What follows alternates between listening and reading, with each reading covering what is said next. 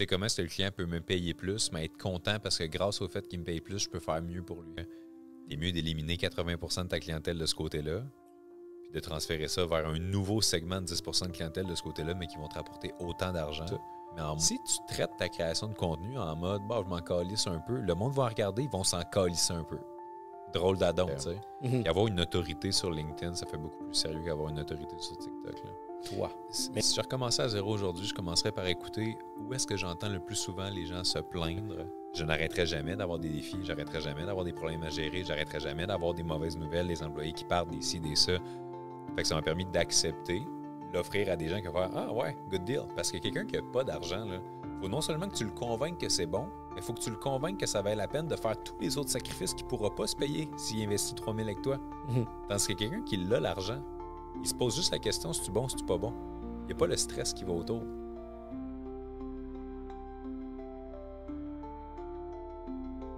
What's up, guys? Yellow Sea Podcast. Je suis votre host, Ray Antonio. Et vous savez déjà, un autre épisode. Et mon prochain invité, selon moi, c'est comme une boîte à outils humaine pour entrepreneurs. Donc, il va vous donner tout ce que vous devez savoir pour débuter, grandir et maintenir. Mais avant que je vous dise exactement c'est qui, je voudrais remercier tous nos nouveaux abonnés qui viennent se joindre à notre petite famille Yellow Sea Podcast. On raconte les histoires des entrepreneurs. Donc, merci à tous et continuez de passer le message YouTube, TikTok, Instagram. Et maintenant, là, je m'en vais extrêmement dur sur LinkedIn. Donc, venez m'encourager sur LinkedIn parce que là, on s'en va du côté plus professionnel cette année. J'ai un objectif. Vous allez voir c'est quoi. On va faire du bruit. Et entre autres, je voudrais remercier fièrement notre prochain partenaire. Vous le savez déjà, vous avez faim, on ne se pose pas 10 000 questions. Vous avez des enfants, ils ne se posent pas 10 000 questions. Ils vont tous dire la même chose. On veut de la pizza. Et où est-ce que vous allez aller? Vous allez aller chez Salvatore. Vous le savez déjà. Ça, c'est la famille entrepreneur du Québec qui est en train de dominer la pizza au Québec. Puis quand vous commandez chez Salvatore, vous êtes juste en train de nous encourager. Puis la pizza est excellente. Puis j'aurais pas d'en parler, mais les ailes de poulet, dernièrement, là, je suis hook dessus. Donc, utilisez le code promo YSP. Vous allez recevoir 10% de rabais en ligne et sur l'application. Donc, je suis très clair, en ligne ou sur l'application. Pas de Uber. On n'encourage pas Uber, on encourage Salvatore. Donc, vous savez déjà, guys, allez-y, encouragez. Pizza Friday, everyday. Et, comme je vous disais, guys, mon prochain invité, comme je vous dis, il fait le tour des médias sociaux. Quelqu'un qui a toujours quelque chose à dire ou toujours prêt à vous aider pour votre business. Et je vous présente Manu Lemire. Merci de me recevoir. Merci d'être venu. Comment ça va? Très bien, toi? Ça va. Regarde, l'année démarre très bien, malgré que ça brasse. Ouais. Il y a plein de choses qui se passent en ce moment. Là. Mais définitivement, même juste, gars, quand ça va être publié, mais juste là, avant que tu viennes, Amazon va quitter le Québec. Really? 1700 emplois de perdus. Ça, c'est plate. C'est dommage. Tu sais, puis quand je vois des annonces comme ça, c'est toujours plate parce que les personnes qui ont ces emplois-là, c'est des personnes qui travaillent extrêmement dur. Des fois, c'était l'option qu'ils ont eue. Ils ont travaillé extrêmement dur. Ils ont des familles. On peut s'entendre aussi que c'est beaucoup aussi des immigrants là, qui vont là. Fait que c'est dommage. Par contre, on parle d'entrepreneuriat ici. Un proverbe que je dis tout le temps puis que j'aime ça prononcer parce que c'est un peu ça l'entrepreneuriat. Mais les déchets de un, c'est les trésors des autres. Et ce que je veux dire derrière ça, c'est que je ne traite pas les gens de déchets là-bas, au contraire, mais plutôt que cette fermeture-là va juste créer des opportunités pour des entrepreneurs à vouloir se lancer, que ce soit vraiment chercher du staff pour les entrepôts, chercher du staff pour l'administration, la gestion, sinon la logistique. Je pense que ça va juste donner naissance à des nouvelles opportunités. Donc, à qui la chance? Ouais, c'est clair. Mais sinon, toi, ça commence bien 2025?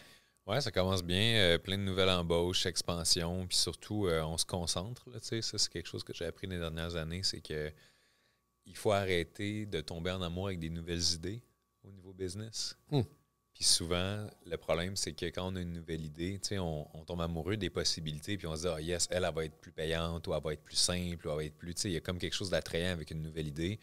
Mais souvent, c'est parce qu'on ne réalise pas tout l'investissement réel que ça requiert pour qu'enfin elle soit exécutée. Fait qu'en jumpant comme ça d'une nouvelle idée à une nouvelle idée à une nouvelle idée, ben on maximise jamais le réel potentiel. T'sais, c'est un peu comme avoir juste des relations de 2 semaines au lieu de s'engager, puis se marier, puis whatever, d'avoir une relation de très long terme. Tu ne sauras jamais c'est quoi réellement le potentiel de cette relation-là tant que tu ne vas pas jusqu'au bout. Puis souvent, je pense que c'est une erreur entrepreneuriale très commune, là, le shiny object syndrome. On veut juste se lancer puis aller chercher une nouvelle affaire au lieu de max out qu'est-ce qui est déjà là. T'sais. Définitivement. Puis, tu sais, ici au Québec, on dirait que c'est répandu partout. Tu sais, tout le monde veut la vie rapide, facile et glorieuse, malheureusement. Tu sais. C'est ça que vous souhaitez. Allez pas en entrepreneuriat. Trouvez-vous une belle job. Allez chercher une bonne formation. Allez vous chercher une bonne job qui peut être prestigieuse. Parce que ça va être beaucoup plus valorisant. Parce que, pour mon expérience, tu me diras à toi, mais le glorieux, oui, il est là dans quelques années plus tard. Mais il n'y a rien de facile. Il n'y a rien de vraiment de shiny au début. Peut-être dans les médias sociaux, mais regarde, à part ça, là, comme quand tu fermes l'écran. Là. Non, mais je pense qu'en même temps, il y a une forme d'injustice, mais de justice en même temps à travers l'entrepreneuriat, qui est le fait que, oui, 95% des entreprises ferment en dedans de 5 ans, mais c'est pas pour rien non plus que le 5% réussissent. Là. C'est un ensemble de facteurs, de commitment, de sacrifice, puis souvent, c'est la même chose dans le fitness. Tu regardes le monde qui veut être, mettons, dans le top 5% bodybuilding, tout ça, bien, probablement qu'ils font 95% de sacrifices que les autres ne sont pas prêts à faire. En affaires, c'est un peu le même principe. Les gens, ils veulent des business multimillionnaires, être libres, être aux Bahamas, pas travailler, mais en même temps, quand c'est le temps de la build, cette structure-là, j'aimerais ça garder mes week-ends, j'aimerais ça. Fait que c'est à un moment donné de faire la part des choses puis de comprendre que tu peux pas exiger à la vie quelque chose pour lequel tu n'es pas prêt à fournir les efforts nécessaires non plus. Là. C'est pour ça, tu sais, comme à un moment donné, genre, je parlais à un partenaire, puis je dis comme, peut-être une job, c'est pas si pire, hein? de vendredi soir à 5 heures, je suis comme, nope, je réponds pas à ce courriel-là, on se parle lundi. Je suis comme, ça arrive pas dans ce monde ici, parce que des fois, quand je vois un message d'un partenaire ou d'un client ou de quelqu'un rentrer le vendredi soir à 8 heures, je commence déjà comme, merde. Puis, étant donné que je suis le leader de cette boîte-là, je suis le responsable, je dois gérer. Mm-hmm. Fait que, tu sais, être CEO, dans le fond, t'es juste un pompier. T'éteins les feux. Je dirais que c'est plus ça. Puis, tu vas rajouter? On dirait que c'est jusqu'au moment où est-ce que tu engages des pompiers. Ah, c'est vrai. Puis ça, c'est justement quelque chose que j'ai compris, c'est à quel point, avant, en tant qu'entrepreneur, quand tu commences, tu fais tout, c'est inévitable. Tu sais, c'est souvent un one-man army. Puis là, vu que tu fais tout, tu t'habitues à ce rythme-là d'opération dans lequel, bon, mais il faut changer de quoi sur le site web, tu vas le changer. Il faut changer de quoi dans le pub, tu vas la changer. Il faut répondre aux clients, tu réponds aux clients. Puis éventuellement, même quand tu engages des gens, c'est difficile de vraiment réussir à déléguer comme du monde parce que tu veux juste toujours repasser derrière. Fait que là, ce qui se passe comme piège, c'est que l'entrepreneur qui réussit enfin à se libérer en déléguant, finalement, il ne fait plus de job entrepreneurial, il fait de la job de manager. Parce que tout ce qu'il fait, c'est gérer son équipe. Mais quand tu gères ton équipe, tu n'es pas en train de penser à la croissance d'une business. Tu sais, quelqu'un, mettons, qui a un plan pour une usine, puis que le but de l'usine, c'est de produire genre une certaine technologie qui va être ensuite expand dans d'autres pays, puis tout ça, bien, il faut que tu prennes du temps pour penser à ces plans-là. Mais quand tu es juste en train de dire, OK, t'as-tu bien vissé les bottes là? T'as-tu bien, puis tu fais juste des check-ups comme ça, tu n'es plus entrepreneur, tu es gestionnaire. Fait que c'est normal de passer par cette phase-là éventuellement, mais c'est pour ça qu'il faut progressivement, justement, avoir le réflexe de se dire, non pas comment je peux faire ça, mais qui va faire ça. Tu sais, d'avoir le réflexe de regarder autour pour essayer de dispatcher le plus possible les tâches, puis même les tâches de gestion le plus vite possible. Parce que sinon, tu deviens trap là-dedans. Ah, c'est sûr. Puis je prends peut-être une anecdote que j'ai vue, un des cofondateurs de Shop Santé, Sébastien Gobeil. Il a fait un post, puis c'est peut-être la deuxième fois que j'en parle, mais je trouvais que c'était tellement pertinent qu'est-ce qu'il a écrit. Tu sais, Shop Santé étant une marque qui est en train un fleurisson, je pourrais dire, québécois, là, qui est en train de genre vraiment bien expansionner, puis tu sais, ils ont trouvé une belle niche. Il a écrit, genre, je viens de réaliser que, tu sais, moi, genre, je suis pas bon comme gestionnaire. Il faut que je délègue plus, genre vraiment à laisser mes gens gérer vraiment l'équipe au complet et que moi, ma force, c'est être plus entrepreneur. Puis quand j'ai lu ça, je suis comme, c'est exactement ça ce que tu viens de dire, mais j'ai compris quelque chose comme tellement puissant, comme des fois, tu sais, c'est pas de notre force. Puis, tu sais, même moi, tu sais, je suis un gestionnaire ici un peu de mon équipe. Puis, tu sais, tout plein d'autres choses qui viennent derrière ça. Puis, justement, je le sens comme... Genre, c'est pas ça ma tâche, réellement. Tu sais, moi, pour voir vraiment ce business-là réussir, c'est dans le développement des affaires où est-ce que j'excelle le plus. Puis, tu sais, ça te met à repenser vraiment, tu sais, toutes tes notions de business, d'entrepreneuriat, puis aussi, tu sais, vraiment, justement, de déléguer aux bonnes personnes. Puis de ne pas déléguer par tâche, mais déléguer par rôle puis responsabilité, justement, parce qu'il y en a beaucoup que déléguer pour eux, ça veut dire à quelqu'un quoi faire, le laisser partir le faire, reprendre le feedback après quand c'est fait, puis redonner des nouvelles tâches. Mm-hmm. Mais ça, c'est le meilleur moyen d'être trap pour toujours, puis de surtout pas pouvoir scaler à plus d'employés, parce qu'éventuellement, tu vas juste faire ça, gérer les tâches des autres. Fait que quand tu délègues un résultat, puis tu vas dire, par exemple, tu sais, OK, ben toi, tu es responsable de faire en sorte que l'événement de samedi se déroule à merveille, puis tu établis d'avance c'est quoi les critères qui font qu'un événement est merveilleux.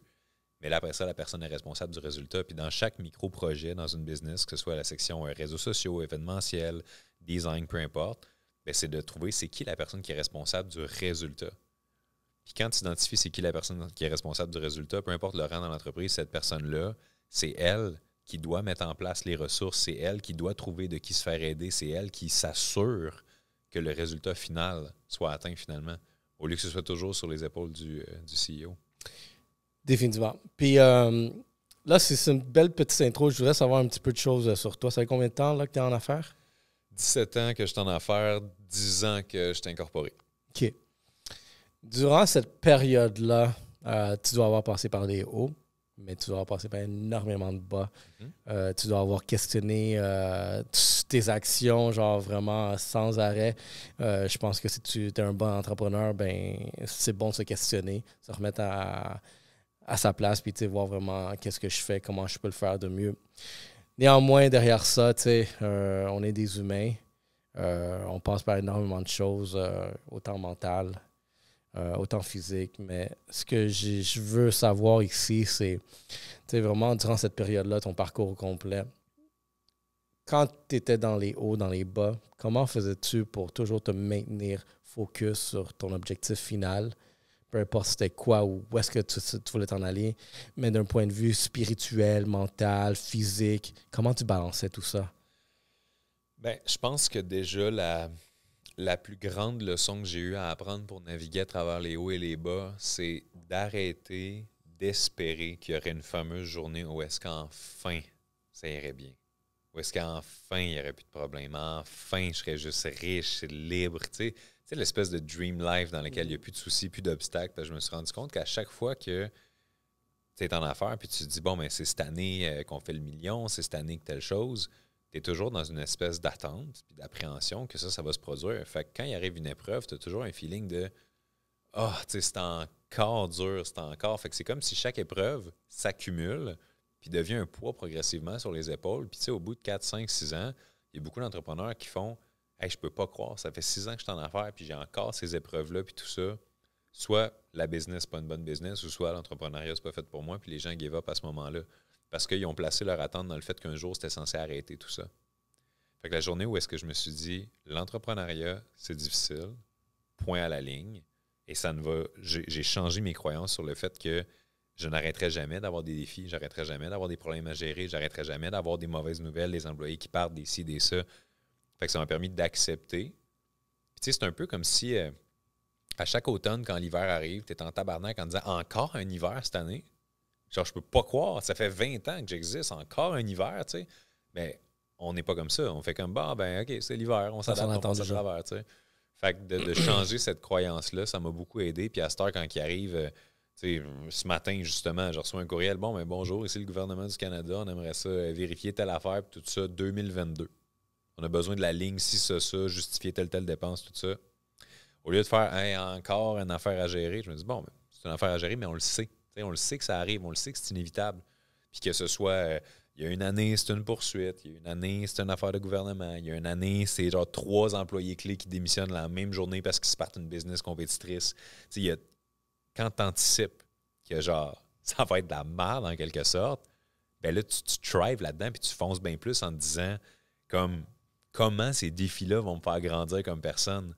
Puis c'est ça qui devient excitant d'être en affaires sur le long terme. C'est que tu te dis, tu sais, mes défis de cette année, si je les avais eus, 10 ans en affaires, le Manu de 10 ans, il n'aurait jamais été capable de passer à travers. Là, c'est trop des gros défis. Mais là, aujourd'hui, j'ai la force de mes années précédentes à surmonter les défis qui fait en sorte que je suis capable de les accueillir et de passer à travers. Fait qu'il y a comme une richesse de cette expérience-là aussi qui s'installe au fil des années. Puis avec le temps, tu sais, comme les défis vont toujours être là, puis ça va jamais arrêter, mais je pense que, surtout avec l'expérience que tu acquiers, tu commences à devenir beaucoup plus vif, on dirait, juste à reconnaître c'est quoi les défis, puis comment, genre, les résoudre, tu sais, Puis je pense que c'est la fierté aussi que, la fierté, tu sais, que tu atteins une fois que tu vois un problème, tu es comme, ah, OK, il faut aller le régler. Exactement, puis d'être cette personne-là qui n'abandonne pas aussi. Parce que des fois, j'en coach des entrepreneurs, puis on dirait que, tu sais, j'ai 2 types d'entrepreneurs que je vais coacher. Puis le type B, mettons, je le coach beaucoup moins. Mais le type A, c'est le type que, à chaque fois qu'on va parler ensemble, ils vont essayer de trouver des solutions comme pour dire, OK, mais ça, comment est-ce qu'on pourrait faire? Puis ils sont beaucoup dans le comment. Ils cherchent des solutions, ils cherchent des moyens. Puis le type B, c'est le type qui essaie de te prouver pourquoi ils ne sont pas capables. Ouais, mais moi, c'est parce que mon enfant en garderie. Ouais, mais moi, c'est parce que mon industrie, non. Ouais, mais moi, il y a un compétiteur qui s'est installé en face à la même rue. Puis, tu sais, moi, le monde qui sont des excuses, des justifications comme ça, j'ai juste le goût de dire, hey, t'as raison, c'est trop dur, ferme. Tu sais, c'est quoi que tu veux que je te réponde à ça? Tu essaies de me prouver que c'est trop dur, ben arrête, tu sais. Puis, justement, tu le dis, il y a une fierté dans le fait de ne pas arrêter malgré l'adversité. Fait que je pense que, tu sais, ce qui change au fil des années en entrepreneuriat, c'est que, tu sais, oui, les revenus augmentent, puis si tu structures bien, il y a un certain niveau de liberté qui vient avec ça. Puis, tu sais, c'est le fun de voir qu'il y a une équipe qui est capable de. Tu sais, tu pars en vacances une semaine, puis la business, elle avance quand même, elle ne fait pas juste survivre puis exister. Il y a une fierté là-dedans. Mais c'est de se dire, hey, la seule raison pourquoi je suis capable d'avoir une belle business aujourd'hui, c'est parce que j'ai été quelqu'un qui n'a aucune idée de ce qu'il fait pendant tellement d'années en essayant, essai-erreur, puis en apprenant, mais surtout en n'abandonnant pas. Parce que moi, ça m'a pris 7 ans avant d'être rentable. C'est quand même, c'est 7 ans. Là. C'est raisonnable. Puis je pense que, tu sais, je pourrais être d'accord. Puis pareillement, tu sais, comme tu fais beaucoup d'argent, mais après aussi, tu dépenses autant, tu sais, puis tu es tout le temps en train d'investir. Puis c'est drôle parce que, tu sais, qu'on parle de ça, parce que ce matin, j'ai partagé un post, une vidéo, puis c'est juste à voir le monde se plaindre sans arrêt dans les médias sociaux. C'est tellement une épidémie. Mais ce que je réalise, c'est que, tu sais, des problèmes, ils vont en avoir sans arrêt. Ça, on va en avoir souvent, presque tous les jours. Ça ne va jamais arrêter.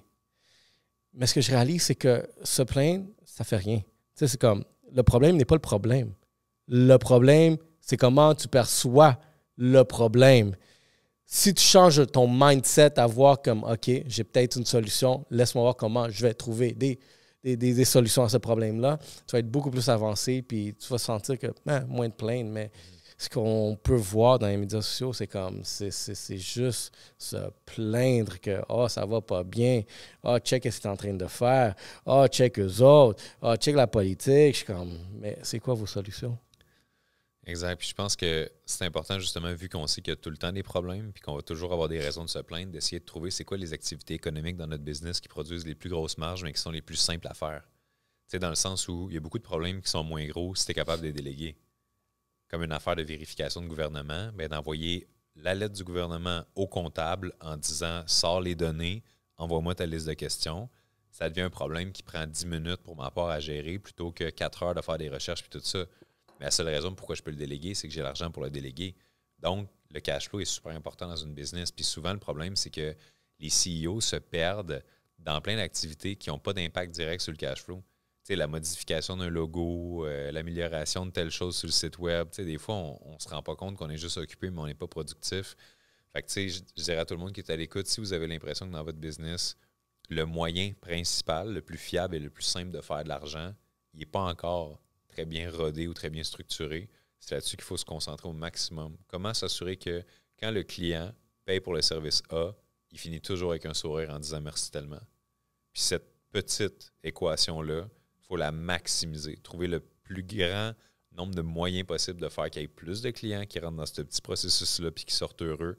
Puis ça, éventuellement, sans rien changer dans le reste de la business, là, pas obligé d'améliorer le logo, pas obligé, mais si ça, c'est fait, tu te dégages les ressources qui ensuite te donnent un fonds de roulement, te donnent une sécurité, puis te permettent d'investir justement dans des solutions qui fait que tu arrêtes d'échanger tout le temps ton temps contre d'argent pour régler les problèmes dans le business. Définitivement. Mais tu l'as dit, cash flow. Ces dernières années, je pense que cash flow, on en parle énormément. Puis à un moment donné, où est-ce que j'avais plus de cash flow, c'est là que j'ai compris l'importance du cash flow. Puis c'est tellement genre un effet de boule de neige aussi, vraiment dans toutes les circonstances d'une business, les facteurs que tu ne contrôles pas. Puis par exemple, moi, ma situation était orientée vers l'économie qui était vraiment pas bonne il y a quelques années pour un entrepreneur. Fait que ça grugeait tout le cash flow. Puis je pense que c'est la première fois dans à peu près genre 8 ans d'être en business que, oh shit, que je manquais de cash flow. Juste parce que, quelque part là, j'ai trouvé mon erreur. Puis, depuis que j'ai corrigé ça, les choses vont beaucoup mieux. Mais je pense que, se mettre en rétrospective dans justement, est où la faille dans tout ça, vraiment, puis maintenir, genre vraiment la mentalité, qu'est-ce que je peux faire pour maintenir le cash flow? Ben, je te dirais, la première étape, c'est de se demander si, parce que toute entreprise est basée sur une offre. Ça peut être une offre de produit, une offre de service, mais on offre quelque chose à quelqu'un qui doit prendre une décision, est-ce que ça m'intéresse ou pas? Mm-hmm.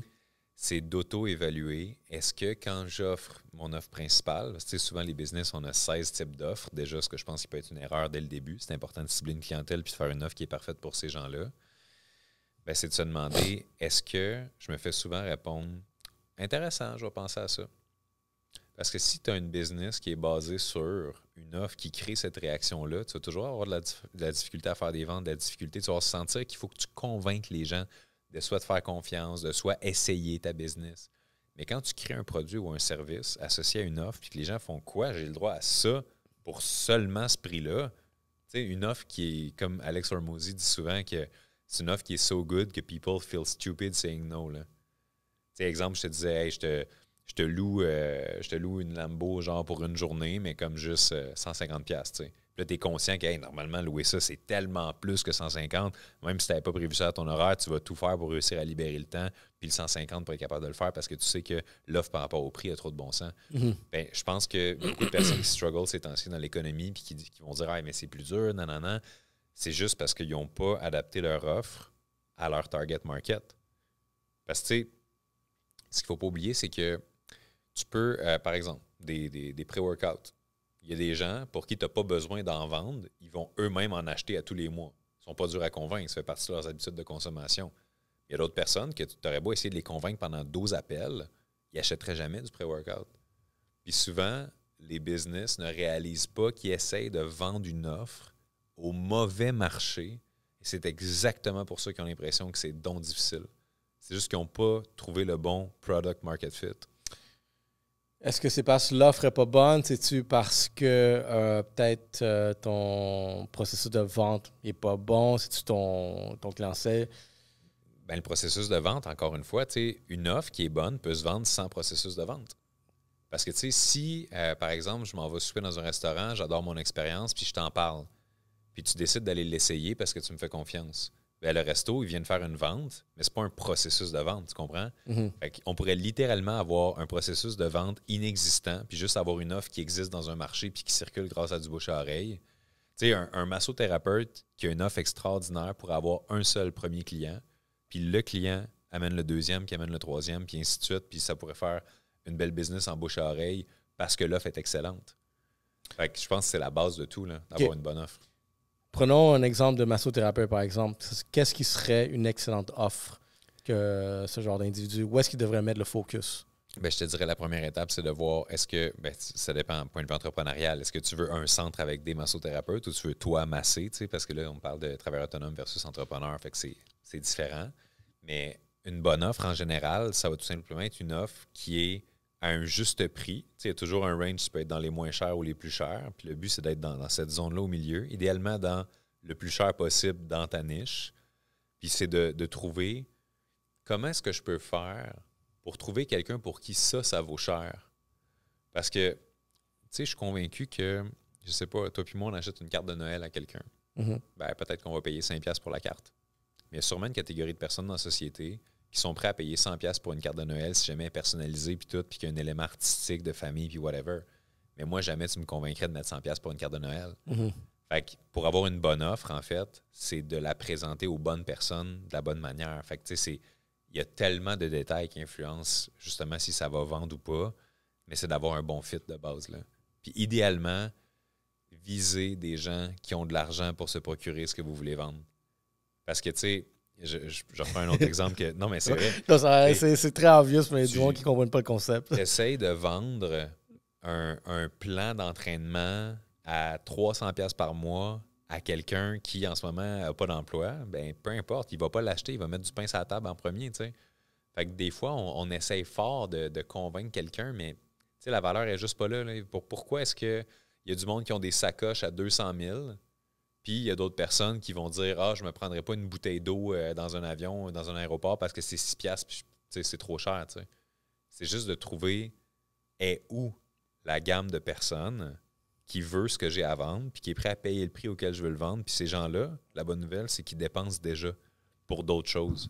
Fait qu'il faut juste trouver où est leur attention, où est-ce qu'ils vont, où est-ce qu'ils se tiennent, quelle page ils suivent en ligne. Puis c'est d'aller les trouver, puis ensuite de réussir à exposer l'offre devant les gens où est-ce qu'ils sont déjà. Puis ça, c'est une erreur de marketing que je vois beaucoup de gens faire, c'est qu'ils essayent d'inventer de la visibilité, ils essayent de créer de la visibilité. À la place, va où est-ce que la visibilité est déjà. Puis fais juste t'installer là. Tu sais, créer de la visibilité, là, c'est de mettre une grosse pancarte avec tes services dans la forêt à Saint-Cyril de Wendover. C'est de la visibilité. Personne ne va avoir, par contre, ta pancarte. Tandis que si tu t'installes ça à 20, bien comme il faut, tu sais qu'il y a 300 000 personnes par jour ou plus, peu importe, qui vont passer sur l'autoroute puis qui vont la voir, ta face.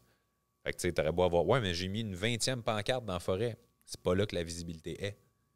Fait que ça vient au point, tu sais, des gens qui postent ces médias sociaux sans cesse en se disant, je comprends pas, je fais une vidéo par jour, personne ne les voit.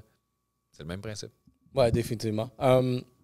Quel genre d'entrepreneur es-tu en temps normal ou est-ce que tu es rendu maintenant avec ton expertise? Tu as des petites entreprises, des individus, peut-être des moyennes grandes? Généralement, je vais aider, je me spécialise avec les entreprises qui vont avoir souvent des offres un peu plus premium. Fait que tu sais, quelqu'un qui a quelque chose à vendre qui va coûter au-dessus de 1 000 $ normalement, c'est une gamme que j'aime vraiment servir parce que c'est quelqu'un pour qui 30 nouveaux clients, ça représente, on va dire quelqu'un a une offre à 5 000, 30 clients, c'est 150 000. Fait que c'est quelqu'un pour qui mon impact peut être considérable dans sa business. Puis je trouve ça le fun des clients comme ça, parce qu'après ça, quelqu'un qui va dire « Hey, tu sais, c'est des peanuts, là, me payer 30 000 si tu as fait 200 000, tu sais. Fait que c'est ça surtout que je vais essayer de voir. Mais sinon, quelqu'un qui a déjà réussi quelque chose d'impressionnant en termes de soit volume, soit trafic.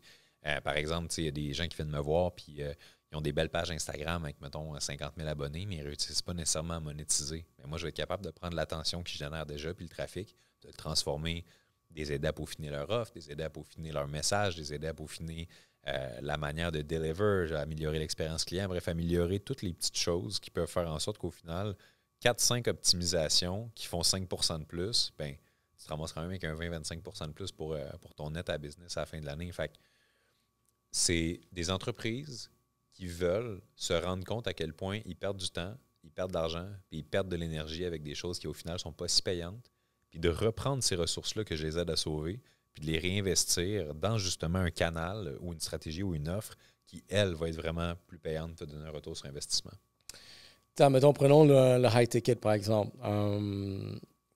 Où est-ce que tu vois la friction des gens habituellement? Sachant que, tu sais, genre, j'ai un produit qui se vend à peu près à 3 000 $. J'ai fait des ventes, mais je sais que je peux en faire plus, mais j'ai de la misère. Et où la friction quand tu vois ce genre de cas? Bien, peut-être que tu en ferais déjà 2 fois plus si tu attaquais avec la même offre, tu ne changes rien, tu fais juste attaquer un nouveau marché. Peut-être que tu essaies de vendre ton offre à 3 000 à la mauvaise personne. Peut-être que tu essaies de convaincre des gens qui n'ont pas l'argent pour ça, au lieu d'aller l'offrir à des gens qui vont faire « Ah ouais, good deal ». Parce que quelqu'un qui n'a pas d'argent, il faut non seulement que tu le convainques que c'est bon, mais il faut que tu le convainques que ça vaut la peine de faire tous les autres sacrifices qu'il ne pourra pas se payer s'il investit 3 000 avec toi. Tandis que quelqu'un qui a l'argent, il se pose juste la question si tu es bon, si tu n'es pas bon. Il n'y a pas le stress qui va autour. Fait que c'est con, mais tu sais, si tu vends, je sais pas moi, des morceaux de vêtements qui coûtent 400$ le morceau de vêtements, ben tu as pas mal plus de chances de convaincre du monde qui se tiennent dans un club de golf privé, d'élite, whatever, à telle place à Montréal, que du monde qui vont se tenir au Village des Valeurs. Fait que c'est juste de s'assurer que ton offre est en cohérence avec le marché. Mais sinon, qu'est-ce qui peut causer de la friction? Ben, ça peut être le processus. Il y a des gens qui aiment ça. Puis encore une fois, une offre à 3 000, c'est un produit, c'est un service. Il y a tellement de choses qui rentrent en ligne de compte. Puis je pense que justement, c'est un peu le rôle de l'entrepreneur d'arriver en étant conscient de où est-ce que ça bug. C'est où dans le parcours client, dans le fond, que ça arrête. Sais-tu, les gens sont super hype quand on en parle, mais là, on dit le prix, l'intérêt s'en va. Sais-tu, on dit le prix, ils sont hype, mais là, ils réalisent que ça va prendre 3 mois avant que ça fonctionne, des choses comme ça. Fait qu'eux sont censés être capables d'évaluer dans leur business c'est où que l'enthousiasme diminue. Puis c'est là qu'il faut l'adresser en premier, parce que dans le fond, une transaction gagnante, c'est juste, ils sont enthousiastes de te découvrir. Quand ils apprennent ton existence, ils sont heureux. Quand ils voient les premiers teasers, les premiers échantillons, les premiers genre, oh my God, qu'est-ce que c'est intéressant. La première étape, c'est un peu comme dans un couple, j'utilise beaucoup cette analogie-là. Au début, c'est où que tu te rencontres. Après ça, c'est comment que tu amènes sur la first date, comment que tu amènes au mariage, puis comment que tu amènes à fonder une famille. Fait qu'au début, l'étape d'amener sur une first date, ben, c'est un peu comme quand tu vas dire à un client, hey, tu viendrais essayer notre gym. On te donne un premier essai gratuit. Mais c'est l'étape de la first date, c'est le flirt. C'est comme, viens, tu vas voir, on est bien, tu sais.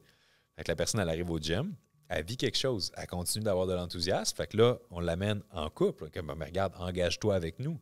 Voici les abonnements, comment ça fonctionne. On explique qualité-prix, ambiance, tout. La personne, elle reste enthousiaste. Fait qu'elle signe.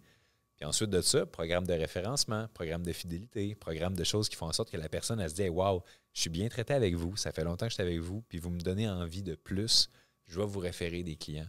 Je vais rester longtemps. Je ne vais pas me désabonner même si tel pépin se produise. » Fait que c'est d'aider les entrepreneurs à s'assurer que cette séquence-là, elle est extrêmement solide et prévisible dans leur business.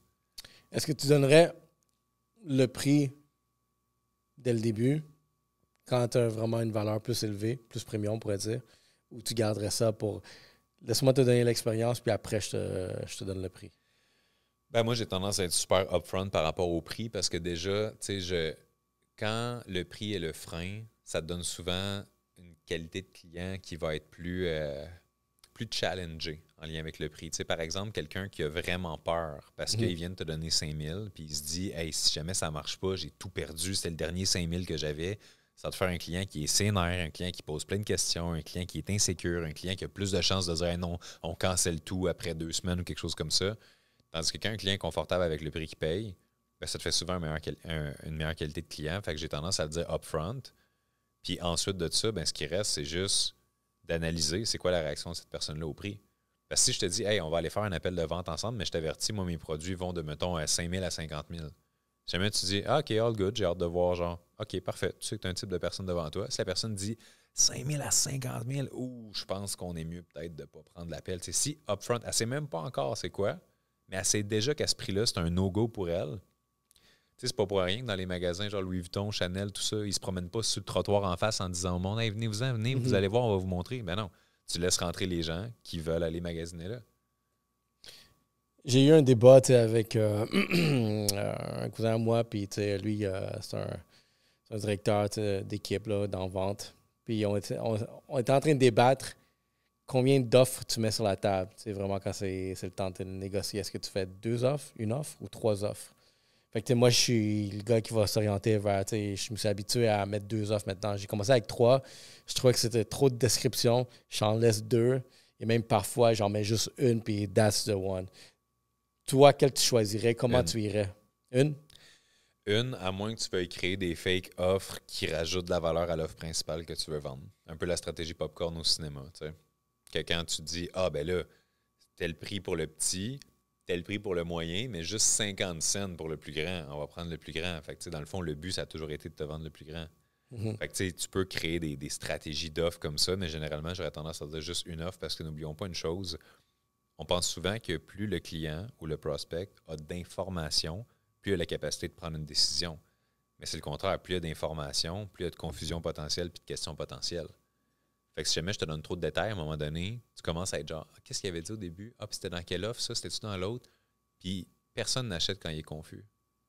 Fait que si c'est clair, c'est net, c'est précis, je vais te faire ta cour de rêve pour 30 000. Je vais déneiger ton entrée pour 600 $ pour l'hiver. Je vais te vendre cette toile-là, 48 par 60, pour 3 000. Tu sais exactement quoi t'attendre, tu sais exactement le prix que tu payes, puis c'est pas compliqué. Puis on vit dans une ère technologique où est-ce qu'on est bombardé d'infos, puis on arrive comme... On se lève le matin, on est overwhelmed, juste d'exister à cette heure, dans cette ère technologique. Puis il y a un retour au grand besoin de simplicité. En fait, c'est ce que je fais avec tous mes clients en groupe, en privé, semi-privé, mastermind. Première étape, là, c'est qu'est-ce qu'on peut simplifier dans ta business? Qu'est-ce qu'on peut simplifier dans ton offre? Qu'est-ce qu'on peut simplifier dans ton site, dans ton message? Puis on enlève tout ce qui n'est pas nécessaire pour que ça devienne aussi simple que on te fait ta cour de rêve pour 45 000. C'est ça la business. C'est moi, comment je décrirais ce que je fais? J'aide les entrepreneurs à scaler sans se faire chier. C'est ça que je fais. C'est clair, c'est simple, tu sais. Puis c'est quoi que tu vois, genre, la plus grande erreur, genre, se produire majoritairement, tu sais, des gens? C'est juste trop de choses en même temps. Ils ont plein d'idées, ils essayent plein d'affaires, ils se concentrent pas. Tu sais, c'est comme quelqu'un qui dit « Je comprends pas que mon mariage marche pas, mais j'ai 17 maîtresses. » Comme « Of course. » Mais je comprends pas que ma business marche pas, mais j'arrête pas d'avoir des nouvelles offres, j'arrête pas d'avoir des nouveaux segments de clients, des nouveaux marchés, je m'adapte à un. Quelqu'un n'était pas exactement mon client, mais on a comme négocié, puis finalement, je fais quelque chose qui implique un nouveau process. Tu sais, essayez de voir vos business comme si vous alliez la vendre un jour ou comme s'il fallait qu'elle soit franchisable.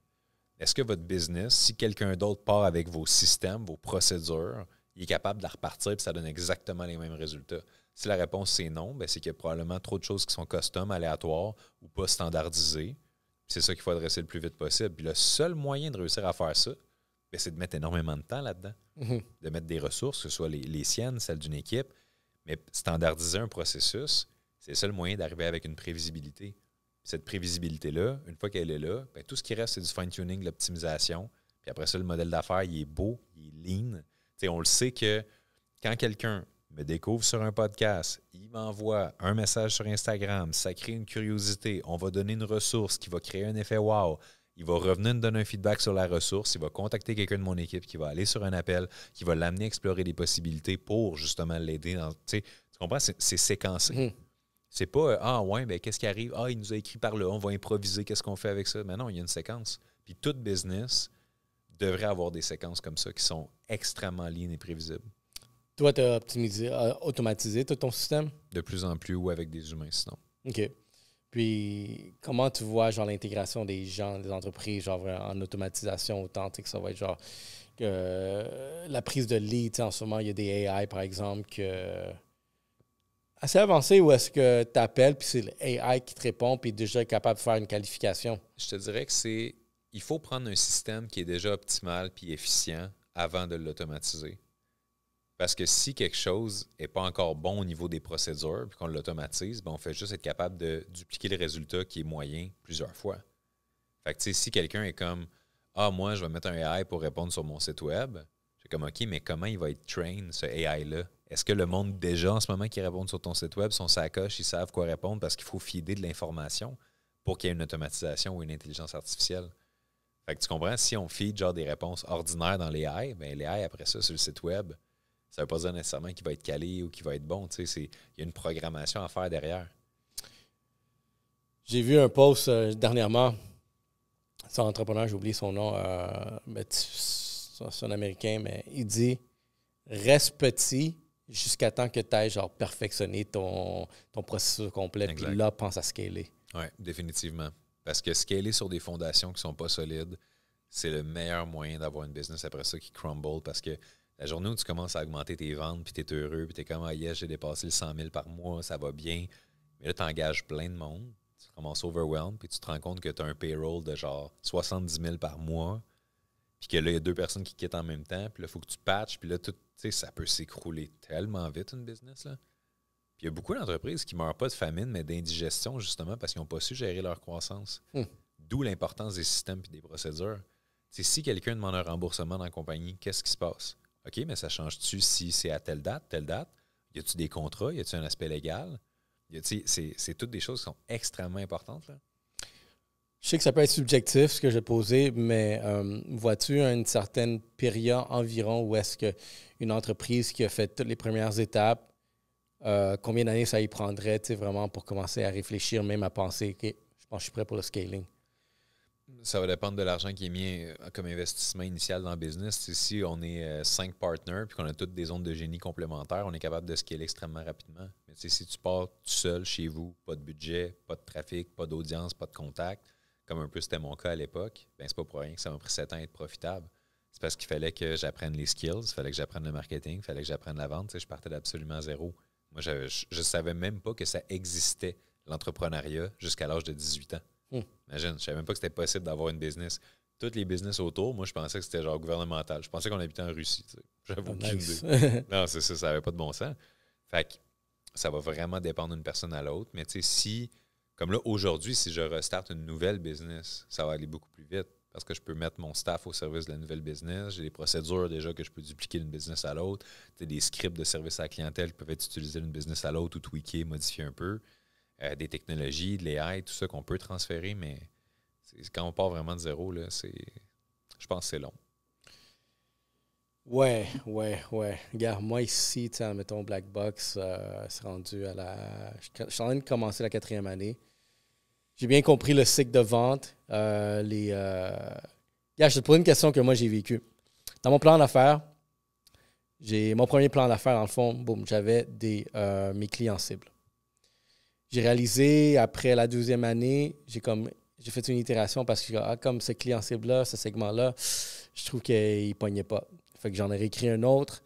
Puis l'année qui a suivi, comme j'avais le sentiment que ça marchait bien, mais ça ne pognait pas autant. J'avais un segment qui marchait bien, puis ça là, c'était par défaut, tu voyais que c'était exactement ça. J'avais un autre segment que il commençait, puis il y en avait un autre qui était lent. Par contre, tu sais déjà qu'il y a un énorme potentiel. Mais cette année-là que j'avais écrit ce plan d'affaires-là, encore là, je ne voyais pas vraiment les mêmes résultats. Par contre, j'étais très genre déterminé, tu sais, persuadé que j'étais en bonne route sur ce plan-là.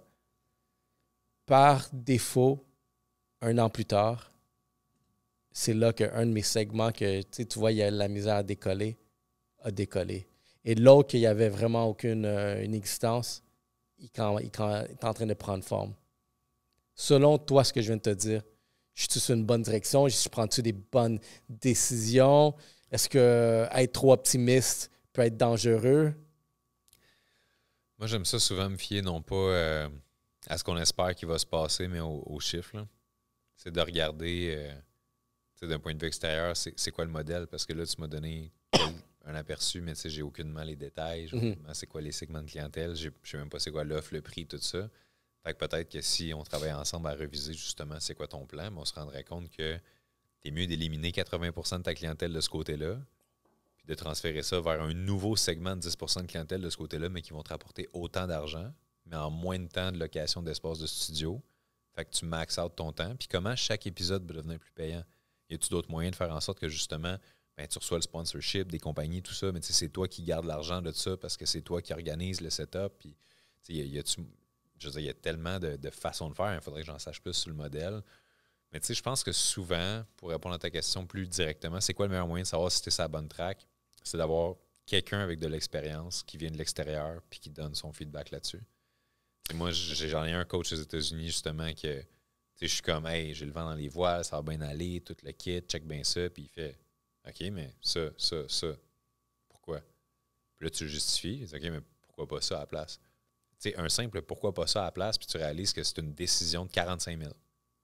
Fait que, mais ça, quand tu as ta business en pleine face tout le temps, tu t'en rends pas compte nécessairement de ça. T'sais, on se rend pas compte des erreurs qu'on fait tant que quelqu'un ne les flague pas ou qu'il soit trop tard la plupart du temps puis qu'on doit vivre avec les conséquences de ces erreurs-là. Oui. J'ai un mentor qui a suivi beaucoup le processus à ce jour. Fait que, beaucoup des discussions qu'on avait, c'est OK, à quel moment, mettons, le calendrier va être plein. Puis une fois qu'il est plein, c'est quoi la prochaine étape? C'est quoi ton pourcentage où est-ce que tu es assez plein puis que tu dois penser à peut-être, OK, un genre de scaling, mais peut-être grandir les espaces, embaucher, des trucs comme ça. Chiffre magique, c'est 80%. 80% du calendrier est rempli.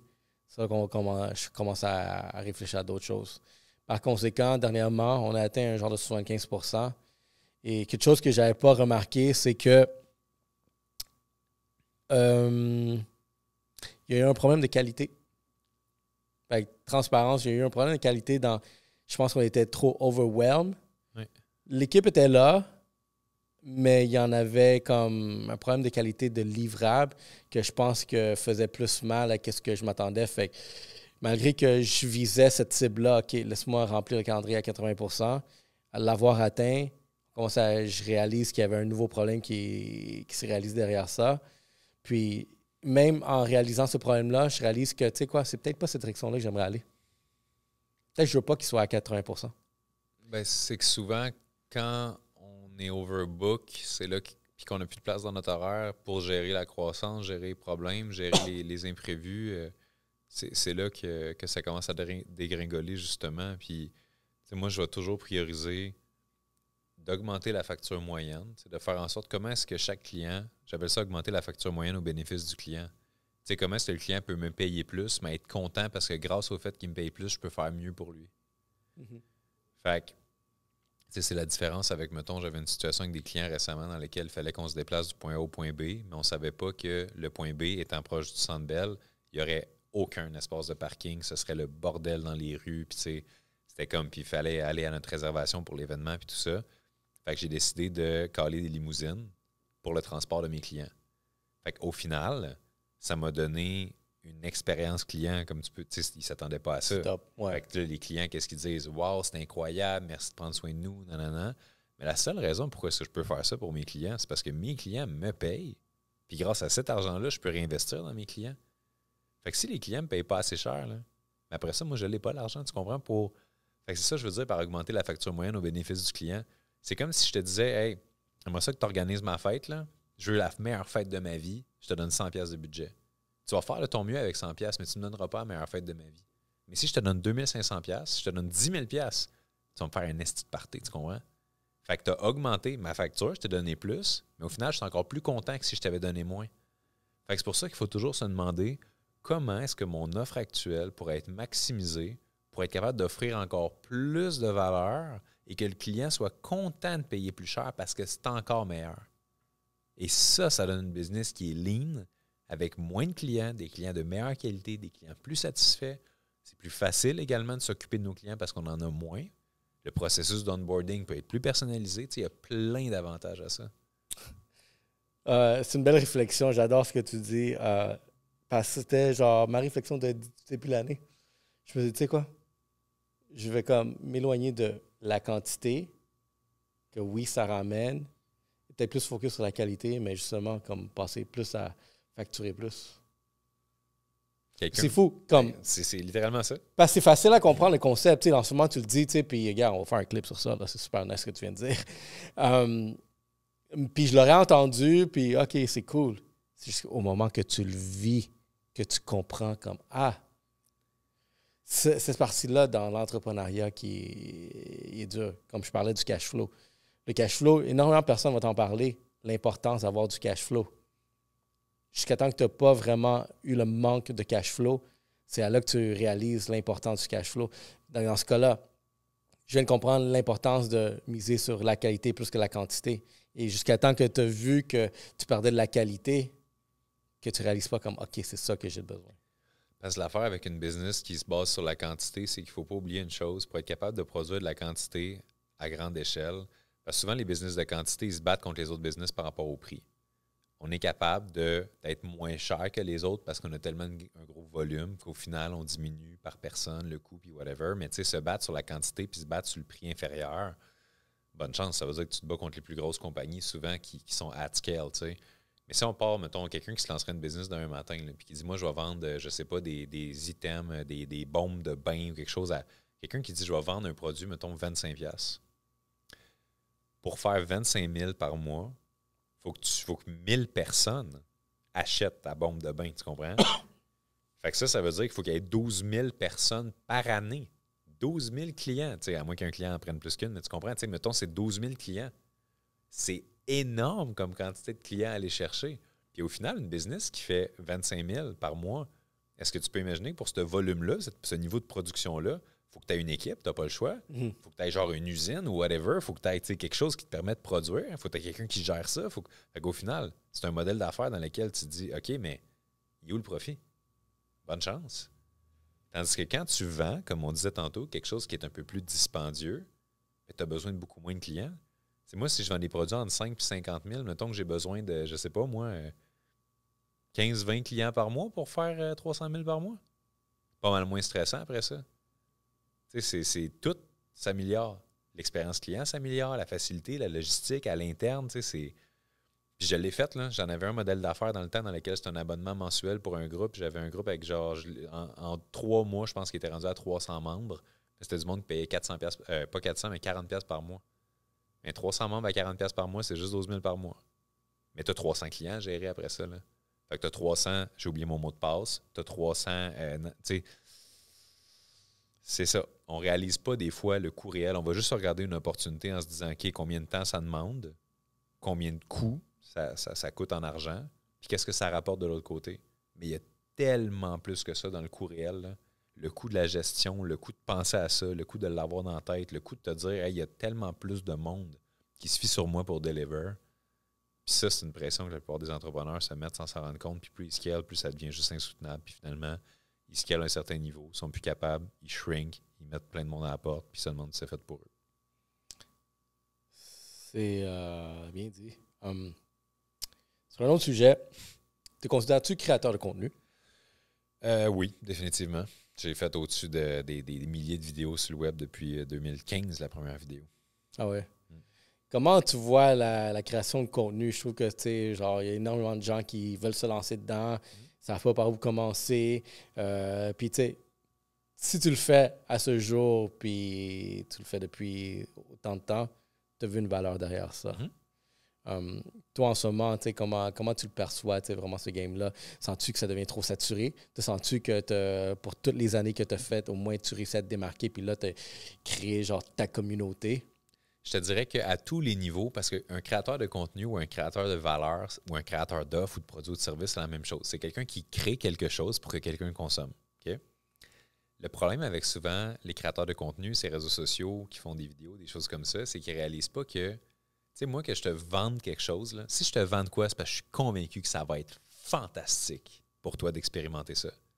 Mais si je crée une vidéo, c'est parce que je vais être convaincu que ça va être fantastique pour toi d'écouter ça.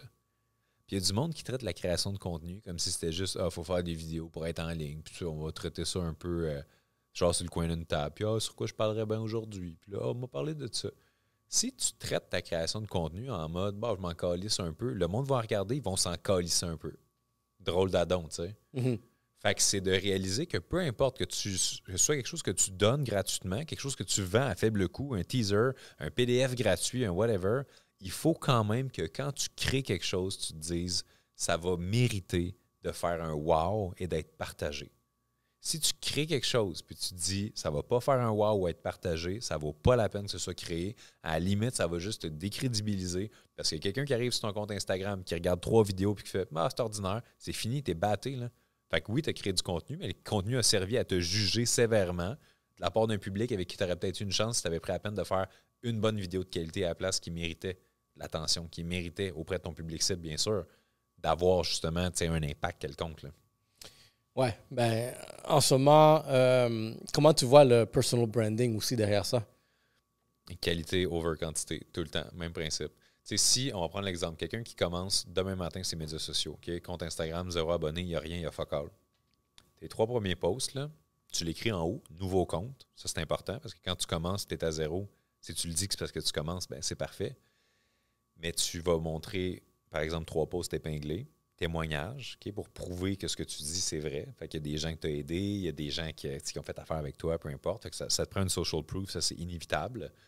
Même si tu es capable d'aller chercher des personnes qui ont une crédibilité auprès de ta niche, ça va faire une grosse différence.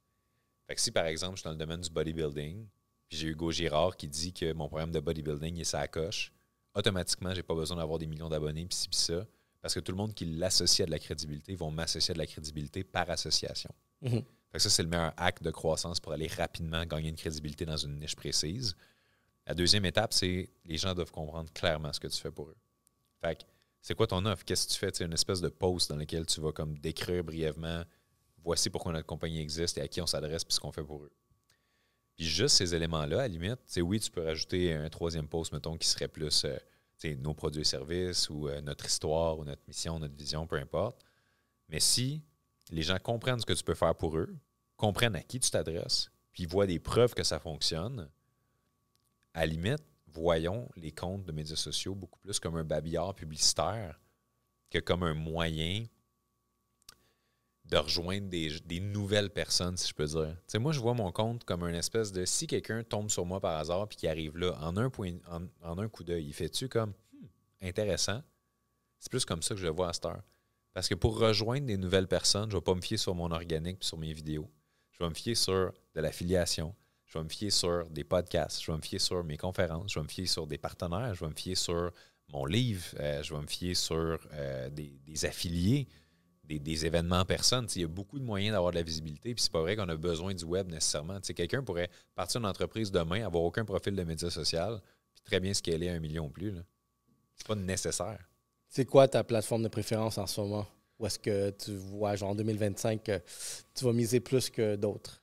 J'aurais tendance à te dire LinkedIn, YouTube, Instagram. LinkedIn pour le côté professionnel, pour la qualité des clients qui sont là. Puis ça, c'est bien sûr parce que ma niche est entrepreneuriale. Fait que c'est sûr que LinkedIn, généralement, c'est là que tu peux aller les chercher facilement. Instagram, parce que j'aime le format artistique, convivialité. C'est le canal qui me permet de garder une connexion humaine avec mon audience. Fait que, à travers une story, je ne suis pas obligé nécessairement de penser 1000 fois. C'est là que je peux partager un peu plus... que le monde me répond, je leur réponds. Puis, j'ai un canal de discussion aussi avec 500 entrepreneurs là-dedans sur mon profil, que c'est là où est-ce qu'on va faire du petit back and forth. Je découvre une technologie, je vais le partager là-dedans. Je découvre telle affaire, je vais leur envoyer un message, je fais un petit sondage. Hey, vous, c'est quoi qui est le plus tough en ce moment? Est-ce que t'es overwhelmed ou tu manques de priorisation? Fait que tu as l'impression de ne pas arriver. Fait que ça, je trouve ça vraiment le fun pour ça. Puis YouTube, parce que je trouve que c'est un média qui est intentionnel. C'est rare que tu fais pas ça sur YouTube, tu scrolls pas. Là, tu vas plus chercher le sujet qui t'intéresse ou l'influenceur qui t'intéresse, entre guillemets. Fait que moi, mon but, c'est de créer du contenu sur YouTube. Puis là, c'est pour ça que je te dis 2025, parce qu'on va travailler là-dessus de plus en plus. C'était négligé par le passé. Mais c'est de faire en sorte que les gens qui fassent « Hey, je me demande si Manu a sorti quelque chose de nouveau », aient le réflexe de se dire « On va aller sur YouTube pour aller voir son nouveau stock ». Puis TikTok, c'est-tu quelque chose qui t'intéresse? Pas du tout. Du tout. Pour la qualité des interactions, tu sais, j'en ai eu des vidéos virales sur TikTok avec des centaines de milliers de vues puis tout. Puis tu sais, oui, il y en a des gens qui basent leur business là-dessus, mais en même temps, c'est pas nécessairement ma crowd. Puis tu sais, quelqu'un qui consomme TikTok sans jugement, bien sûr, mais comme l'usager moyen, tout ce qu'il fait, c'est juste scroller un fil d'actualité comme non-stop, on s'entend. Puis tu sais, quelqu'un qui va gérer son temps comme ça va pas nécessairement être en même temps l'avatar que je vais pourchasser qui va être sérieux dans sa démarche de réussir à optimiser son temps comme entrepreneur. Tu sais. Fait que moi-même, mettons, je l'ai pas sur mon cell TikTok. Là. Tu sais, à un moment donné, j'ai juste give up littéralement parce qu'au début, quand ça a commencé, j'ai fait « Hey, wow, malade, nouvelle affaire, visibilité ». À un moment donné, j'ai compris que, OK, je suis mieux d'écouter mon propre conseil puis de max out mes canaux qui fonctionnent déjà au lieu d'avoir la nouvelle idée, la nouvelle affaire. Let's go TikTok, tu sais. J'adore LinkedIn. Regarde, c'est là que je te rejoins parce que ça fait longtemps que je suis sur LinkedIn puis je trouve que LinkedIn, honnêtement, c'est la plateforme la plus payante. Comme tu peux trouver un lead, avoir une connexion puis avoir un bon contrat derrière ça. Cette année, je me suis donné l'objectif de me lancer à fond, étant même... Je suis d'accord avec comment tu as classifié les plateformes. Tu as bien dit Instagram comme étant vraiment être soi-même parce que ça, c'est ma plateforme parce que je suis là présent parce que tu vois tous le savoir-être de la personne.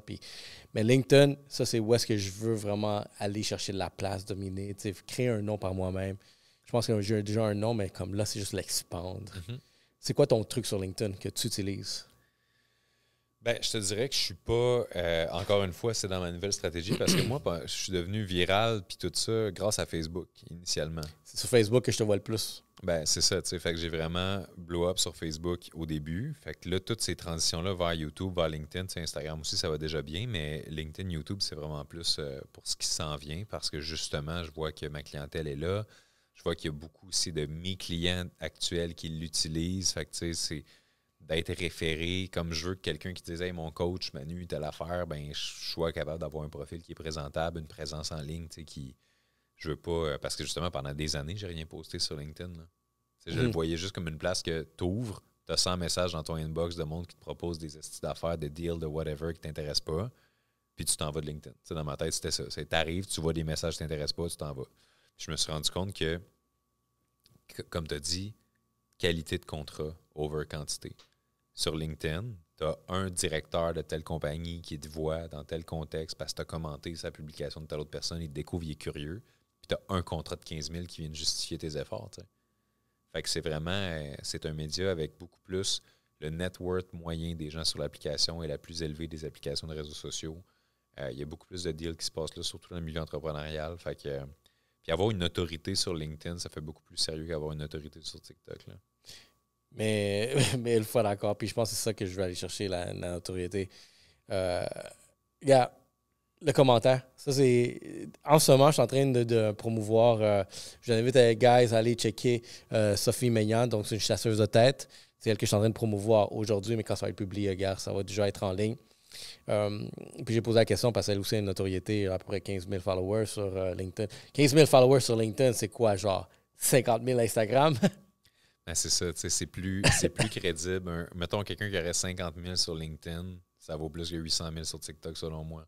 Mais c'est dans ma perception. T'sais. Non, je suis d'accord. Moi aussi, parce c'est que la mienne. J'ai l'impression que quelqu'un qui follow quelqu'un sur LinkedIn, c'est probablement parce qu'il a vu qu'il y avait un intérêt professionnel envers ce que la personne fait. Tandis que sur TikTok, tu peux être follow parce que tu es drôle, tu peux être follow parce que tu es beau, tu peux être follow parce que y a tellement de raisons potentielles. Fait que tu sais pas nécessairement c'est quoi l'intention derrière le follow. Fait que, ouais, je pense que c'est plus... Ça, c'est mon opinion personnelle, encore une fois, c'est pas une règle. Non, moi, j'appuie ça. Puis, tu sais, comme elle disait, tu sais, commencé avec les commentaires. Juste ces commentaires, fait que tu l'as dit. Les commentaires, tu sais, vraiment, ça allume. Fait, moi, ça fait une semaine que je suis en train de juste laisser les commentaires. Puis, pas des petits comme des « Ah, merci, des félicitations ». Va avec la substance. Puis, j'essaie des fois de voir des publications qui sont en désaccord. Mais encore là, genre, écrit quelque chose que la substance a désaccord avec ça. C'est de la création de contenu. Écrire, moi, je dirais au monde, si tu as le choix de faire des vidéos sur ta propre plateforme ou aller commenter sur les autres plateformes où la visibilité est déjà, va commenter ces autres plateformes. C'est puissant, ça, parce que ça fait bouger les choses. Puis, tu sais, par conséquent, en 3 jours, juste à force de faire cette stratégie-là, j'ai pogné un lead, un high ticket, je pourrais dire aussi, tu sais, pour vraiment une grosse opportunité. Puis l'activité, je me dis comme, gars, j'ai pris une nouvelle routine au gym, 15 minutes de tapis, puis pendant ces 15 minutes, je suis juste en train de commenter. Puis tu vois, ça passe tellement vite ta séance de cardio, on pourrait dire. Mais j'encourage, fait que je pense qu'on est sur la même page. Eh oui. C'est quoi tes objectifs pour cette année? Je ne parlerai pas des objectifs de revenus, mais on en a des bons quand même. En termes de... Moi, j'ai des cohortes pour entrepreneurs qui commencent à 2 moments dans l'année. Fait qu'en 2025, on a une cohorte qui commence le 21 avril. On en a une qui commence à la mi-octobre. Puis mon but, c'est vraiment de maximiser ces cohortes-là. Fait que maximiser, ça veut dire avoir le max de clients possible par rapport aux places totales qu'il y a. Fait que, tu sais, d'avoir un 100% d'occupation, d'améliorer l'expérience de ces clients-là, parce que ça fait déjà des années, il y a au-dessus de 20 cohortes qui ont eu lieu jusqu'à maintenant. Fait que mon but, c'est de faire en sorte que d'une cohorte à l'autre, tout le monde puisse dire à la personne qui a vécu la cohorte d'avant, « Ah, ouais, vous aviez pas ça, vous? » Parce qu'on l'améliore toujours. Fait que c'est un peu comme un Valcartier qui rajoute un nouveau truc d'eau puis tout, puis que, ah ouais, ceux qui sont allés l'été passé, ils réalisent pas comment c'est rendu hot. Ben, c'est un peu ça que je veux faire, dans toujours améliorer l'expérience client, améliorer les fonctionnalités et tout ça. Fait que c'est mon gros focus de cette année, je te dirais. J'aimerais ça organiser, je travaille là-dessus, en fait, un événement le 27 septembre 2025, un événement pour la rentabilité entrepreneuriale. Il n'y en a pas au Québec, puis je veux le faire parce que c'est essentiel. Les gens, ils comprennent pas la comptabilité, la fiscalité, le droit, pourquoi une Inc., joint venture, etc. C'est tout comme, ah ouais, j'ai déjà entendu ça, mais ils savent pas. T'sais. Il y a un gros manque d'éducation financière par rapport à l'argent, puis c'est dommage que ce soit tabou en même temps. Fait que c'est pour ça que je veux organiser une journée dans laquelle, sans tabou, tu peux avoir 1000 entrepreneurs dans une salle qui viennent tout simplement oser apprendre, puis dire, moi, je veux perfectionner mes connaissances, puis je veux comprendre genre les lois, je veux comprendre tout ce qui a trait aux finances de l'entreprise. Puis j'ai pas trouvé que ça existait. Peut-être que ça existe puis que c'est pas venu jusqu'à mes oreilles. Si oui, je m'en excuse. Vous me contacterez, on collaborera peut-être. Mais c'est ça. J'ai quelques intervenants clés, des personnes qui ont scalé des business dans plusieurs pays, 100 millions de chiffres d'affaires que je veux amener sur le stage pour pouvoir partager. C'est quoi à ce niveau-là, qu'est-ce qui se passe. Mais autant du monde qui sont pas nécessairement big shot puis qui ont tout bâti. Fait que juste un fiscaliste qui vient répondre à des questions, ça aussi, ça va avoir de la valeur, en format panel un peu. Fait que il y a ça qui s'en vient. Puis sinon, ben, je continue. Santé, famille, amour, amis, board game. Board game, nice. Lego, c'est cool. Ça garde une créativité. Il y a une statistique qui est sortie dernièrement. Je ne sais pas les chiffres exacts, mais il y a un déclin dans l'entrepreneuriat au Québec. OK. T'as-tu vu ça? Non, je n'ai pas vu ça passer. Bon, derrière ça, c'était sur LinkedIn, justement, puis les grosses discussions derrière ça étaient, qu'est-ce qui provoque justement ce déclin-là? Parce que, me semble, ici au Québec, il y a quand même il y a quand même un gros marché entrepreneurial, mais sinon une communauté entrepreneuriale, vraiment, je trouve qu'on est dans un espace, une place assez stratégique sur la planète où est-ce que l'innovation, il y a des belles entreprises qui sont sorties d'ici, qui ont fait le tour de la planète. Puis je trouve que c'est ça qu'il y a ici. C'est comme l'accès à peut-être des ressources, innovation, mais aussi, je pense, l'immigration qui vient d'ailleurs, mais qui vient s'implanter ici, qui amène un peu de culture. OK, en faisons ci, faisons ça. Mais voir qu'il y a un déclin derrière ça, puis c'est beaucoup orienté vers peut-être la bureaucratie, orienté vers le gouvernement. Ben, je pense qu'il y a un déclin parce que le monde, il pense que ça doit être extrêmement compliqué. Puis, c'est pas parce qu'une business a énormément de départements et de facteurs considérés qu'il faut que le modèle d'affaires soit compliqué. Mm-hmm. Comme, mettons qu'on part d'une business de limonade. Les petits kiosques, là, on imagine des enfants qui vendent de la limonade à côté d'un terrain de baseball. Là. Mettons qu'on se dit, genre, le modèle d'affaires, c'est, tu as ta recette, OK? Tant d'eau, tant de sucre, tant de citron. Ça te produit telle quantité de limonade. T'en passes genre 10 pichets par jour à côté d'un terrain de baseball ou de soccer, peu importe. Puis chaque petit kiosque comme ça a besoin d'un employé derrière qui est là à 18$ de l'heure pour juste faire de la limonade puis t'en servir. Puis un kiosque va, je sais pas, tu vends ça 5$ le verre, peu importe. T'sais. Puis ce modèle-là, on s'en a dessus qui est extrêmement simple. Mais si tu as ce système-là qui est opérationnel à côté d'un terrain de soccer, mais après ça, il n'y a rien qui t'empêche de l'avoir pendant tout l'été à côté de 100 terrains de soccer. Puis là, tu te ramasses que tu as une personne qui est en poste de gestion, de direction, qui s'occupe des ressources, qui s'occupe des RH par rapport à ça. Puis toi, tu es la personne qui a parti le système derrière. Puis finalement, chaque été, tu peux faire genre, je sais pas combien de milliers de dollars parce que tu as juste parti un système qui était très simple initialement. Puis une fois qu'il était maîtrisé, x2, x3, x4. C'est quoi les opportunités que tu vois ici au Québec? Quelqu'un qui veut se lancer, quelqu'un qui a juste le flair, qui veut se lancer, puis je suis comme, OK, j'ai de l'argent. Où mettrais-tu ton argent si toi? Si je recommençais à zéro aujourd'hui, je commencerais par écouter où est-ce que j'entends le plus souvent les gens se plaindre puis de ne pas avoir de solution. C'est quand tu écoutes les gens chialer, là, il y a une business possible. Gouvernement. Genre, ben, tu sais, est-ce que... Privatiser le système? Ça a l'air con, là, mais par exemple, OK, combien d'entrepreneurs à l'écoute en ce moment, là, quand ils reçoivent une lettre, mettons, du gouvernement, puis ils savent qu'il va falloir qu'ils aillent sur leur portail, qu'ils vérifient des affaires, puis tu sais, une compagnie spécialisée dans, hey, vos affaires vont être en règle, mais vous n'aurez plus besoin de parler au gouvernement. On s'en occupe pour vous. Quel service intéressant. Et iGouv. Non, mais tu sais, pour de vrai, là, il y a comme... Écoute de quoi les gens se plaignent, puis essaie de trouver où est-ce que les gens se plaignent tellement qu'ils se disent « Oh mon Dieu, je paierais tellement cher. » Tu sais, des fois, il y en a qui vont le dire. Littéralement, leur langage, c'est « Oh my God, je paierais tellement cher si quelqu'un était capable de... » C'est quoi ça? C'est m'enlever telle pression, faire ça plus vite, mais me permettre d'éviter de faire ci, faire ça. Ça serait un sondage intéressant dans les médias sociaux. Que paieriez-vous tellement cher, mais qui rendrait votre vie tellement facile? Puis le pire, c'est qu'il y a sûrement déjà des business qui existent qui répondent à ce besoin-là. C'est juste qu'ils n'ont pas réussi à retrouver la personne qui en avait besoin. Puis c'est ça qui est triste aussi. C'est pour ça que ça prend les bonnes stratégies de visibilité pour être vu out there puis savoir vraiment qui on veut servir puis comment aller les rejoindre. Parce qu'il y en a des belles business là, qui meurent parce qu'ils ont juste très beaux produits. Ils n'ont juste pas réussi à aller out there puis se faire voir. T'sais. Oui, définitivement. Ben, c'est triste aussi à voir, comme il y a des belles entreprises ici au Québec, malheureusement, qui meurent. Je trouvais, tu sais, comme... On va prendre un, par exemple. Celle-là aussi qui fait, genre, l'unanimité du secteur entrepreneurial. Mais, tu sais, Lyon, par exemple, Lyon Électrique. Quand j'ai découvert cette entreprise-là, je trouvais, c'est cool, ça. En plus, c'est ici au Québec, en train de faire ça. Mais là, tu vois, genre, tu vois tout ce qui est en train de se passer derrière ça. Je suis comme, j'ai vu un dernier article, je pense quoi, c'est le propriétaire, en tout cas, le CEO, le DG ou quelqu'un très haut, ben, il est devenu millionnaire, mais l'entreprise est en train de caler. Aucun sens.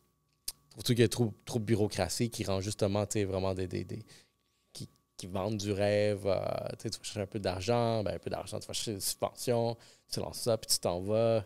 Ben, je te dirais déjà, tu sais, moi, j'ai jamais eu recours à des subventions ou des choses comme ça. Puis je pense qu'il y a beaucoup d'entreprises que, tu sais, oui, ça peut être extrêmement pertinent d'aller chercher de l'argent au début pour accélérer le processus. Mais je pense que, tu sais, une belle business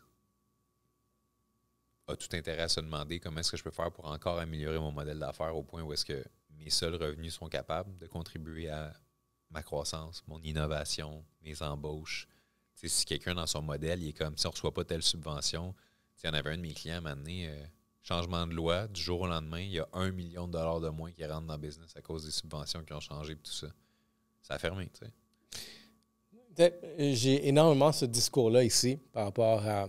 Puis surtout dans la game des médias. La game des médias et culture au Québec, même Canada, est comme financée par le gouvernement. Puis ça, je trouve que c'est tellement un piège que, tu sais, je trouve ça anormal. Je viens pas du monde de production. Moi, j'ai juste atterri ici parce que j'avais mon agence marketing puis je voulais ouvrir un canal de communication. Je lançais un podcast, puis le podcast me fait rentrer dans ici Black Box puis tout ça qui se passe.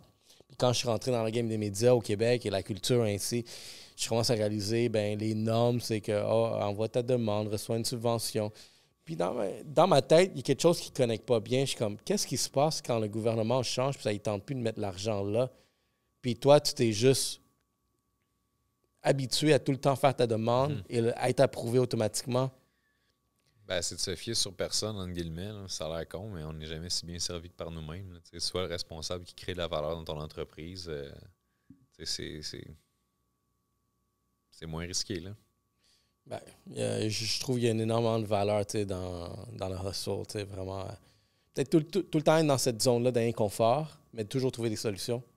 Parce que du moment que peut-être soit tu perds un client important, ben, tu sais déjà comment aller en chercher un autre. Exact. Mais si le gouvernement décide de tirer la plaque, il n'y a pas un autre gouvernement à qui tu vas aller quitter. Non, c'est ça. D'où l'importance d'avoir des systèmes qui sont prévisibles, puis pas que ce soit tout le temps aléatoire. Puis bon, ben comment on va faire ce mois-ci pour aller chercher des clients? C'est pas censé être ce genre de questions-là qu'on se pose. Là. C'est quel est le système qu'on peut mettre en place pour rendre ça prévisible? Finalement, question un peu personnelle, c'est quoi le conseil que tu vis par toi-même, que tu te réveilles à chaque matin puis qui te fait genre vraiment vibrer?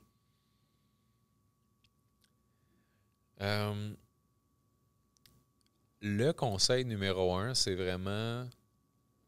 C'est un conseil en 2 étapes. La première, c'est de se connaître par cœur. C'est vraiment d'être extrêmement self-aware puis conscient de ses forces, ses faiblesses, ce que tu veux pas, ce qui est intolérable. C'est vraiment, connais-toi toi-même. Parce qu'à partir du moment où tu te connais extrêmement bien, tu es capable de faire la deuxième étape, qui est le conseil numéro 1, c'est dire non à tout. Tout ce qui n'est pas aligné avec ce que tu as identifié au point numéro 1. C'est un work in progress depuis les 17 dernières années. Mais aujourd'hui, 99,9% des opportunités qui me sont offertes, des gens qui ont dit « je vais te présenter », c'est toujours non, non, non, catégorique. Pourquoi? Je sais tellement ce à quoi je veux dire oui que c'est beaucoup plus facile de dire non à tout le reste. Puis si justement je l'ai mon plan de match, je l'ai ma vision, je sais où est-ce que je veux amener ça, je sais qu'éventuellement j'aimerais ça être un dragon à la télé, je sais qu'éventuellement j'aimerais ça avoir de l'immobilier dans tel domaine pour telle raison, je sais que si, que ça, bien, tout ce qui pourrait être intéressant que je me fais présenter de l'extérieur, à moins que ce soit une opportunité qui est directement liée à ma vision puis qui peut aider à ce que ma vision se réalise plus vite, mais sinon, c'est juste un ralentissement pendant que je contribue à la vision de quelqu'un d'autre. Intéressant. Le self-awareness, définitivement. Et donc, regarde, il y a un sujet, peut-être un dernier sujet que, genre, ça, au fur et à mesure qu'on parle, puis que je voulais le shooter, mais juste, ça n'est pas venu, mais regarde, juste avant de terminer. Je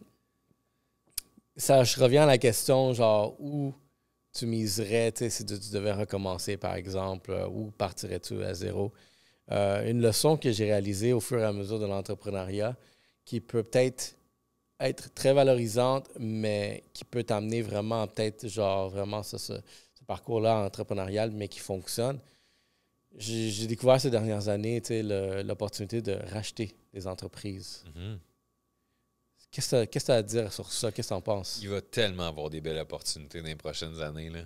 Parce que le nombre de business en ce moment qui sont détenus par, bonjour les boomers, et qui sont gérés, par exemple, de façon archaïque ou hors technologie, puis qu'en automatisant certains des process, en améliorant certaines des communications, en rajoutant de la technologie, tu peux tellement faire un magnifique ménage puis rendre la business comme 2 fois plus rentable l'année 1 que tu rentres là-dedans.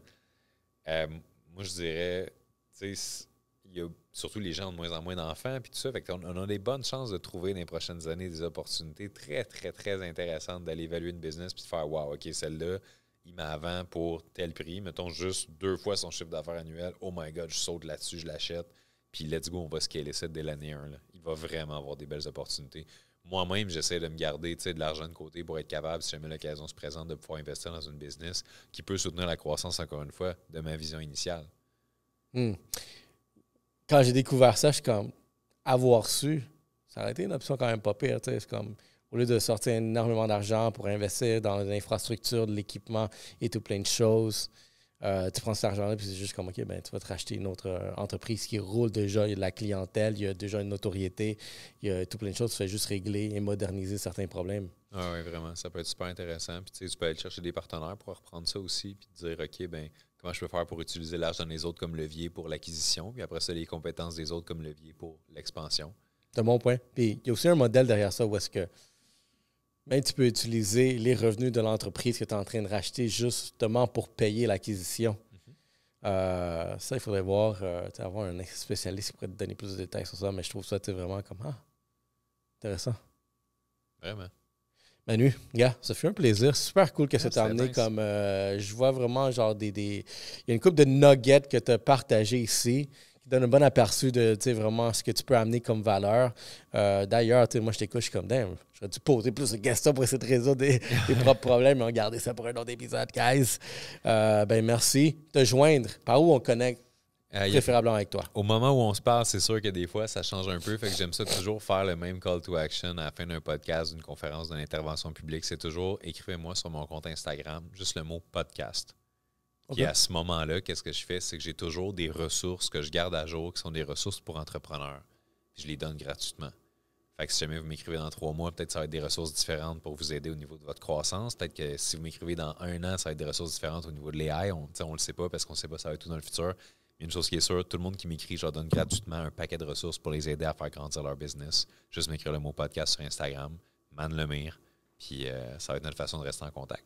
Super. Vous avez compris, guys. Allez DM, podcast, puis ça fait un plaisir. Yes, merci. Merci. J'espère que vous avez apprécié l'épisode parce que retenez ce qu'il a dit. Les plateformes médias sociaux, je trouve ça super cool. Je vais faire une dernière annonce, guys. Vous savez déjà, le 24 avril, je suis ambassadeur de ECO, donc c'est l'évolution de la construction au Québec. Je vous invite à venir nous joindre avec vous, soit si vous êtes un visiteur ou sinon un partenaire. Encouragez cet événement-là. Ça va être la première pelletée officielle du lancement de la saison de construction au Québec le 24 avril au Plaza Rive-Sud. Vous allez voir énormément de contacts. Les gros dirigeants du secteur de la construction seront présents. Allez-vous être présents dans le domaine de la construction? Moi, je vous dis que oui. Écrivez-moi en privé, puis on s'arrange pour que vous soyez là. Let's go, guys. Et merci beaucoup. Merci beaucoup. Let's go.